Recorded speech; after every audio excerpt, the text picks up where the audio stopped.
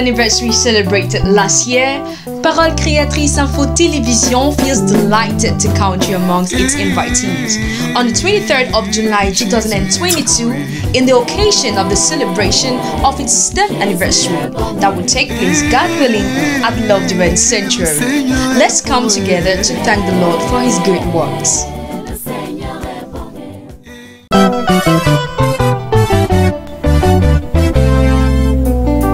Après son 9e anniversaire l'année dernière, Parole Créatrice Info Télévision sera heureuse de vous compter ce 23 juillet 2022 parmi ses convives.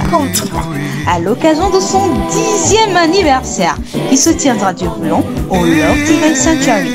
Ensemble, remercions l'Éternel pour ses bienfaits. Et amis internautes, bonjour et merci de rester fidèles à votre programme Santé sur Espace Santé. Ce matin, nous avons pensé à notre tout petit bout de chou et pour cela, on a sur ce plateau le docteur Essama Angela qui est pédiatre et praticienne hospitalière au service de néonatologie à l'hôpital général de Yaoundé. Bonjour docteur Essama. Bonjour. C'est un plaisir pour nous de vous recevoir sur ce plateau. Moi de même. Comme je vous le disais tantôt, chers internautes, ce matin, nous allons parler de la rate. Et pour aborder cette thématique, Dr Essama est là pour vous éclairer sur cette thématique.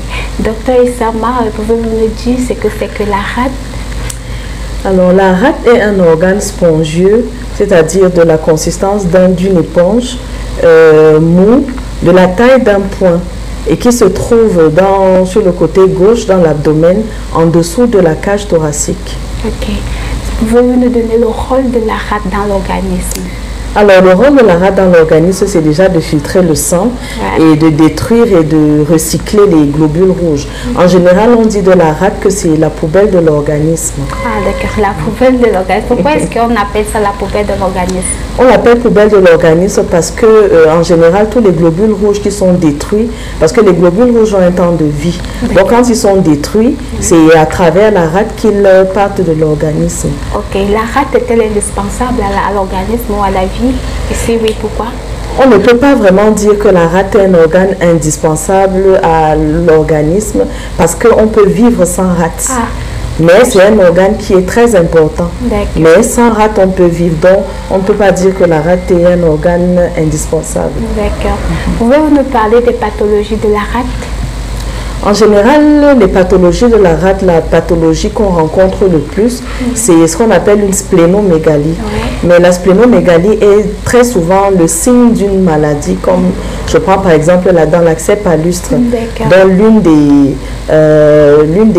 comment dire, gravités, n'est-ce pas, de gravité de l'accès palustre, c'est la splénomégalie. C'est ce qui montre qu'on a un accès palustre grave. Donc c'est une augmentation de la taille du volume de la rate. Donc c'est la splénomégalie. Et la splénomégalie peut également être un signe d'une infection. Ou alors quand on a aussi une hépatite, on peut avoir une splénomégalie. D'accord. Donc, je pense que vous avez répondu à c'est un peu ça les symptômes de la splénomégalie, je me trompe pas. Les symptômes, par contre, maintenant, les symptômes, la splénomégalie peut avoir des symptômes qui seront peut-être la fièvre, la fatigue et puis des vomissements. D'accord. Donc, la fièvre et la fatigue, les vomissements. Donc, ça veut dire que lorsqu'un parent est à la maison et que son enfant commence à vomir, avoir la fièvre, il peut déjà penser que ça peut être une splénomégalie? En général, on pensera d'abord à un accès palustre. Oui. C'est la raison pour laquelle chez les enfants, des fois, quand l'enfant a une fièvre qui persiste, le traitement traditionnel va consister à faire des scarifications. Parce que dans le traditionnel, ils diront que l'enfant a la rate. Voilà. Et quand on a la rate, en général, si l'enfant va à l'hôpital et qu'on lui fait un test de paludisme, on se rend compte que cet enfant a tout simplement un paludisme. Et donc, dès qu'on aura traité le palud, la rate va retrouver sa taille normale. Sa taille normale. Okay. Et quels sont les examens, les différents examens qu'on fait pour mettre en évidence cette pathologie-là? Déjà, les examens, la splénomégalie est déjà, comment dire, Le diagnostic est clinique, c'est-à-dire c'est cet enfant chez qui on va palper l'abdomen et on aura une augmentation de la taille de la rate, c'est-à-dire la rate va déborder le rebord costal parce que en général on palpe la rate en dessous du rebord de la dernière côte. Donc quand il y aura splénomégalie, la rate va déborder le rebord costal et en fonction on va classifier.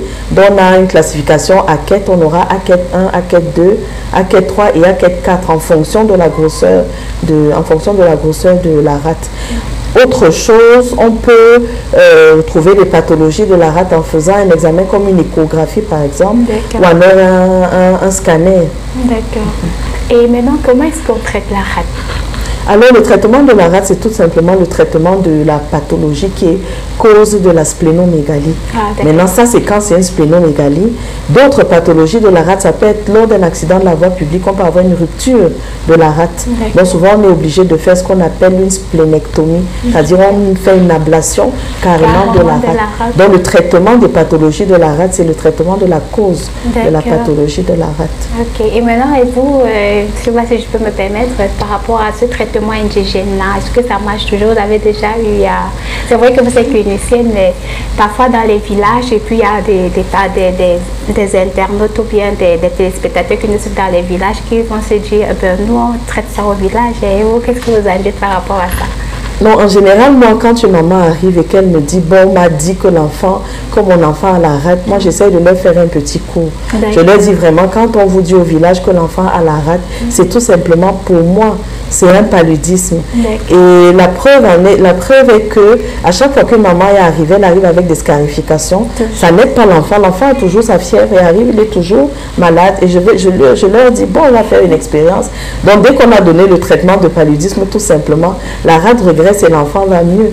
Donc, je leur explique toujours que vraiment, ce qu'on appelle au village la rate, je pense que c'est ce que le blanc appelle le paludisme. Mais ça, c'est chez l'enfant parce que, bien sûr, quand ça s'accompagne d'autres symptômes comme la fièvre, les vomissements, la fatigue, on sait tous que ce sont les symptômes, n'est-ce pas, d'un accès palustre. Donc ça, c'est chez l'enfant. Maintenant, chez l'adulte, la splénomégalie a beaucoup d'autres origines. Donc, il faut toujours investiguer et savoir. Mais il y a des traitements traditionnels. D'accord. Oui. Ok, bon, c'est pour dire qu'on ne rejette pas la médecine indigène car pas totalement. D'accord.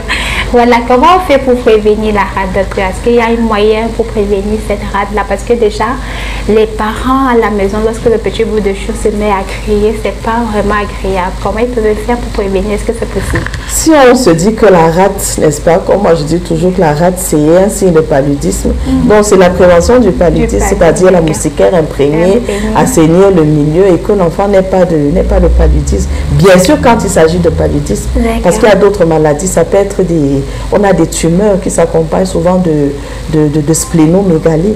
Donc quand c'est une tumeur, c'est autre chose. Et vous savez que le cancer, il n'y a pas de prévention contre le cancer. Le cancer, on ne sait jamais d'où il vient. Donc la prévention s'appelle seulement si la splénomégalie est due à un accès palustre. Là, on peut se dire que bon, la moustiquaire imprégnée, assainir le milieu. Donc c'est un peu ça. Voilà, surtout à nos mamans qui nous suivent un peu partout. Donc le secret, par exemple, pour prévenir la splénomégalie ou la rate, faites que vos enfants puissent dormir sous un moustiquaire imprégné. Et aussi, vérifiez toujours les alentours de vos maisons. Il faut des fichiers, il faut éviter pour que les moustiques, c'est ça. Voilà. Bon, voilà, docteur, c'est un plaisir, comme je vous ai dit tantôt, de vous recevoir sur ce plateau. On espère qu'on va se revoir une autre fois sur une autre pathologie. Et on peut dire vraiment merci d'avoir accepté notre invitation. Sans souci, merci à vous aussi, c'était un plaisir. D'accord, on se dit à très bientôt pour une prochaine édition.